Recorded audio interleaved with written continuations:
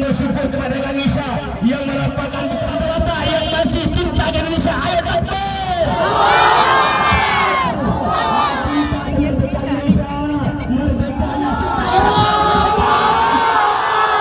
Teroris terbesar yang catat di kelompok radikalisme yang 1945 disebutkan dengan berkat rahmat Allah yang diucapkan oleh Panglima aparat kemarin di Birun menurunkan badan. Ada pihak yang menurunkan. Tahu?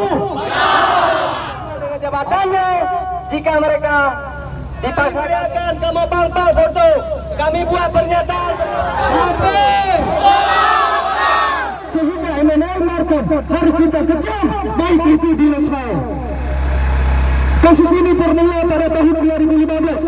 Ada satu majalah di Prancis itu memberitakan, menggambarkan karikatur Nabi Muhammad sehingga itu heboh di seluruh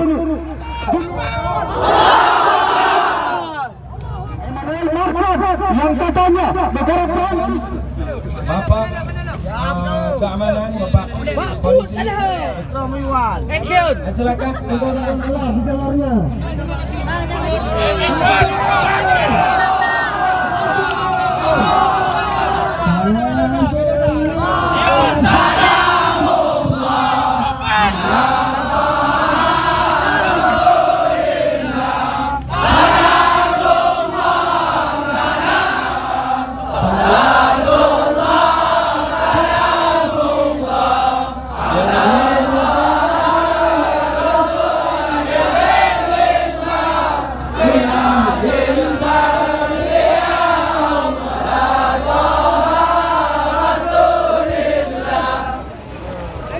Yang kita hari ini ingin menunjukkan kepada baginda Nabi yaitu Rasulullah SAW yang bahwa kita mengecam tindakan Presiden Prancis yang telah menghina Nabi kita Nabi Muhammad SAW, karena Nabi Muhammad adalah manusia yang paling sempurna.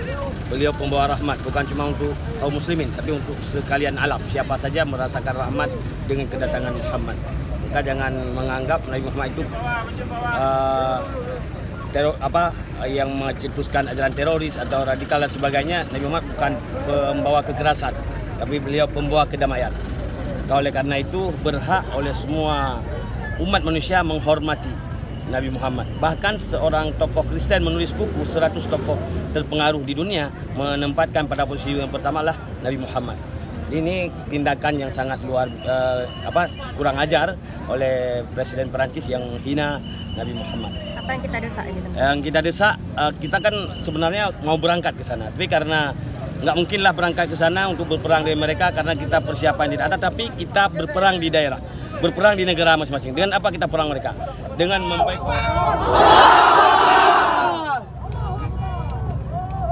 jadi jangan